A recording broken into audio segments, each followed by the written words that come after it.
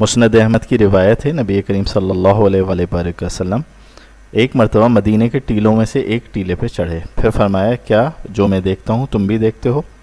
لوگوں نے کہا نہیں۔ اللہ کے رسول صلی اللہ علیہ وآلہ وسلم نے فرمایا میں فتنوں کو دیکھتا ہوں کہ وہ بارش کے قطروں کی طرح تمہارے گھروں میں داخل ہو رہے ہیں۔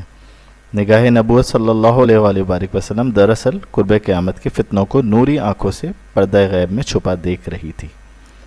قرب قیامت کے فتنے جو ہو بہو آج کھل کے سامنے آ چکے ہیں۔ دھوکہ، فریب، فحاشی، بد دیانتی اور زنا جیسے فتنے عروج پر ہیں۔ بدترین لوگ حکمران ہیں جو جیسی رایا ویسی پرجا کے مزداق ہم پر مسلط ہیں۔